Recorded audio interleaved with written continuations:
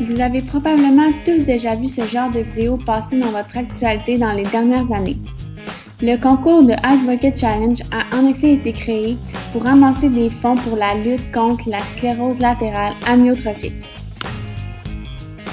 Dans la présentation suivante, nous aborderons divers aspects permettant de répondre à la question « Comment la sclérose latérale amyotrophique modifie la qualité de vie des personnes atteintes ?»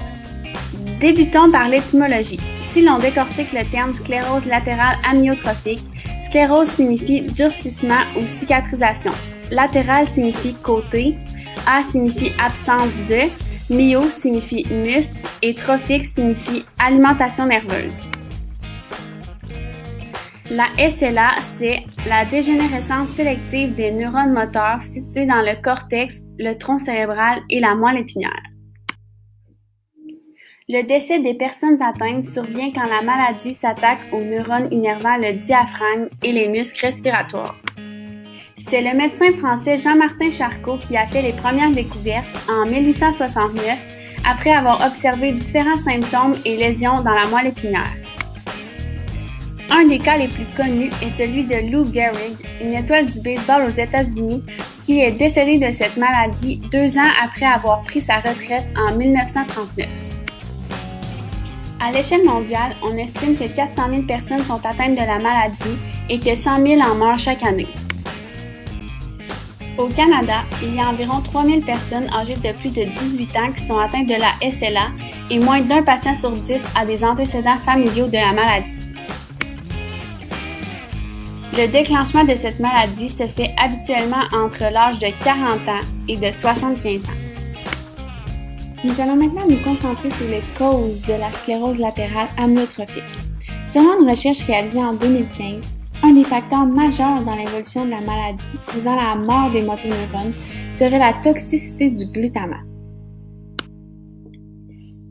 En effet, on remarque qu'un niveau élevé de glutamate dans la fente synaptique amène l'activation excessive des récepteurs à glutamate et que cela serait la cause de nombreux dommages aux neurones environnants.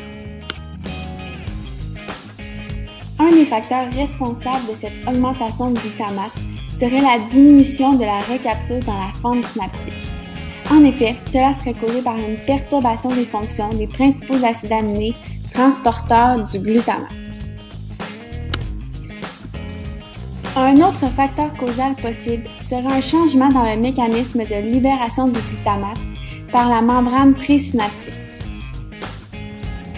La manifestation de ces phénomènes responsables de la sclérose latérale amyotrophique proviendrait de la mutation de certains gènes dans l'organisme qui conduirait à différentes pathologies. Quels sont les symptômes associés à cette maladie? Premièrement, celle-ci s'attaque uniquement aux neurones moteurs du corps, c'est-à-dire aux neurones qui transmettent les messages aux muscles pour commander une action, comme courir. Les symptômes observés seront donc reliés à différents muscles du corps.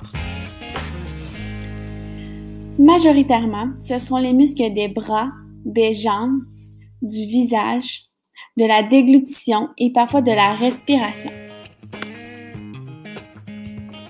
Aucun symptôme en lien avec des fonctions sensorielles comme par exemple le toucher, le goûter, la vue ou l'ouïe, ainsi qu'avec des fonctions urinaires, sexuelles ou intellectuelles ne seront observés.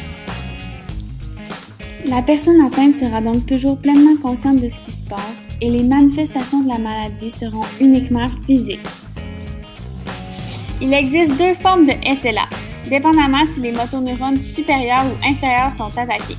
La forme spinale résulte d'une dégradation des motoneurones inférieurs, soit les noyaux des neurones moteurs que l'on retrouve en antérieur du foramen vertébral et qui se connectent aux muscles squelettiques.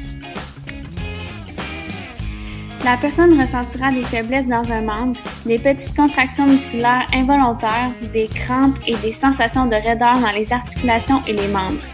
Il sera de plus en plus difficile d'effectuer des mouvements précis et coordonnés et de garder l'équilibre. Les faiblesses musculaires, l'atrophie musculaire, l'hyporéflexie et l'hypotonicité seront notables. Pour ce qui est de la forme bulbaire, elle découle plutôt d'une atteinte au niveau des motoneurones supérieurs. Ce sont les neurones qui se trouvent au niveau du cortex moteur et du tronc cérébral et qui communiquent avec les motoneurones inférieurs. Les symptômes observés avec ce type de SLA sont causés par l'affaiblissement des muscles du visage, de la bouche et de la gorge. Abordons maintenant la question de comment diagnostiquer la sclérose latérale amyotrophique. Malheureusement, le diagnostic de cette maladie s'avère très complexe et soulève encore beaucoup de questionnements. Dans les premiers temps de leur développement, toutes les maladies du neurone moteur se confondent de par leurs symptômes communs. Il est donc ardu de diagnostiquer la SLA de façon claire et catégorique. La recherche des premiers signes perceptibles de la SLA s'effectue par des tests comparatifs consistant à éliminer les indicateurs communs aux maladies du neurone moteur. Les tests effectués aux patients dont on soupçonne être atteints de la SLA sont des tests physiques de base, une électromyographie, des tests sanguins, une IRM ou autres tests afin de chercher la présence d'autres maladies qui pourraient ressembler à la SLA. Malgré la série de tests utilisés par les professionnels de la santé, il est possible de poser un faux diagnostic. Les symptômes de la SLA pourraient se confondre avec de simples signes de vieillissement normaux, mais par contre, les muscles continuent de s'affaiblir partout dans le corps. Aussi, un diagnostic de la sclérose latérale primitive pourrait être posé par erreur, car celle-ci diffère de la SLA par une absence d'atrophie des muscles et l'espérance de vie normale. Passons maintenant au traitement de cette maladie. Il est possible d'atténuer certains symptômes par des méthodes qui permettent à la personne atteinte de la SLA d'avoir une meilleure qualité de vie. Premièrement, les complications respiratoires telles que la défaillance de la fonction respiratoire ou l'obstruction des voies respiratoires peuvent être atténuées par la respiration assistée à pression positive par la bouche ou le nez. À long terme, la ventilation